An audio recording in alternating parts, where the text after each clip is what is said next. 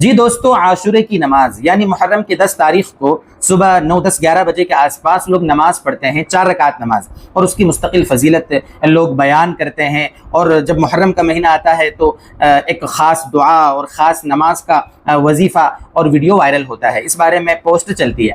تو میں آج اس کے بارے میں تھوڑی وضاحت کرنا چاہتا ہوں۔ پہلی چیز تو یہ سمجھ لیں کہ عاشورہ یعنی محرم کی 10 تاریخ کے متعلق 2 کام سیرت سے ثابت ہیں، یعنی احادیث طیبہ سے جو 2 کام ثابت ہیں وہ میں آپ کے سامنے پہلے ذکر کر دوں۔ پہلا کام ہے روزہ رکھنا۔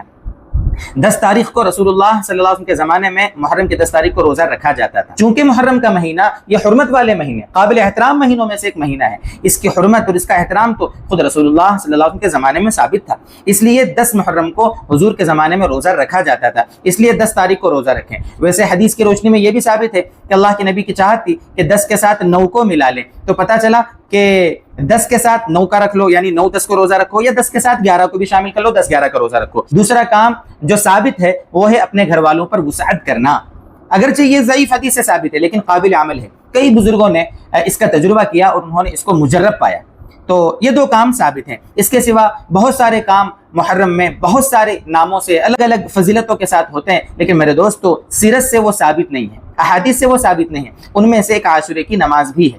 آپ کہو گے بندہ نماز ہی تو پڑھ رہا ہے، خرافات سے بچ رہا ہے، اللہ کا نام لے رہا ہے، کیا غلط کر رہا ہے؟ میرے دوستو نوافل پڑھنے میں حرج نہیں ہے، آپ اشراق پڑھیں، چاشت پڑھیں، آپ صلاۃ الشکر پڑھیں، یا کسی نماز پڑھ کر کسی کو ثواب بھیج دیں، نفل نماز پڑھ کر، اس سے کوئی انکار نہیں۔ لیکن مسئلہ کیا ہے کہ لوگ 10 محرم کے دن خاص 4 رکعت نماز پڑھ کر اس کی مستقل فضیلت بیان کرتے ہیں کہ اگر کوئی 10 محرم کو اس طرح 4 رکعت پڑھے گا، پہلی رکعت میں اس طرح، دوسری رکعت میں اس طرح، یہ صورتیں، تو اس کو یہ ثواب ملے گا، یعنی جو یہ فضیلت بیان کی جاتی ہے کہ اس کو مستقل یہ ثواب ملے گا۔ میرے دوستو اگر تھوڑا بھی شریعت کا آپ کو علم ہے تو آپ سمجھیں گے کہ کسی بھی عمل کی فضیلت یا اس پر ملنے والا ثواب یا تو قرآن سے ثابت ہوگا یا حدیث سے ثابت ہوگا یا صحابہ نے اگر حضور سے سنا ہوگا تو وہ ثابت ہم مانیں گے۔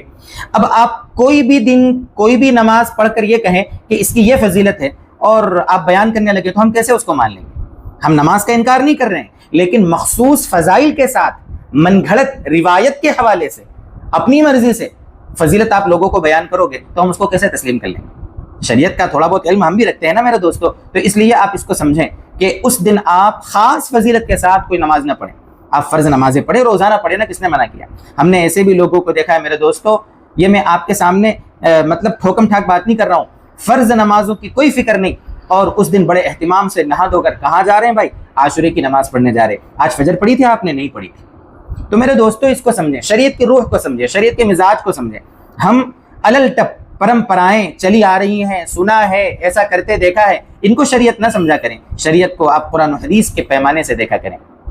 معتبر علماء نے قرآن و حدیث کی روشنی میں جو باتیں ہمارے سامنے سمجھائی ہیں، کلیئر کی ہیں، ان پر عمل کرنے کی کوشش کیا کریں، اوتھنٹک دین پر چلیں، اوتھنٹک علماء سے سیکھ کر دین پر چلنے کی کوشش کریں۔ بس یہی بات مجھے عرض کرنا تھی۔ اگر آپ کو بات سمجھ میں آئی ہے اپنے دوستوں میں بھی شیئر کر دیں۔ میں آپ کو پھر سمجھا رہا ہوں، میں آپ کو نماز پڑھنے سے نہیں روک رہا ہوں، لیکن مخصوص فضیلت کے ساتھ اگر آپ نماز پڑھو گے تو یقیناً ہم اس سے روکیں گے۔ آپ روزانہ فرض نمازیں پڑھیں، روزانہ تہجد پڑھیں، اشراق پڑھیں، اوابین پڑھیں، سیرت سے جن اوقات میں یعنی رسول اللہ صلی اللہ علیہ وسلم سے، صحابہ سے، ہمارے اکابر تابعین، تبع تابعین سے اگر کوئی چیز ثابت ہے تو آپ اس پر ان فضیلتوں کے ساتھ عمل کرنے کی آپ کوشش کریں، ورنہ اپنی طرف سے میرے دوستو فضیلتیں گھڑے نہیں۔ اللہ تعالی ہمیں دین کی صحیح سمجھ دے اور عمل کی توفیق عطا فرمائے۔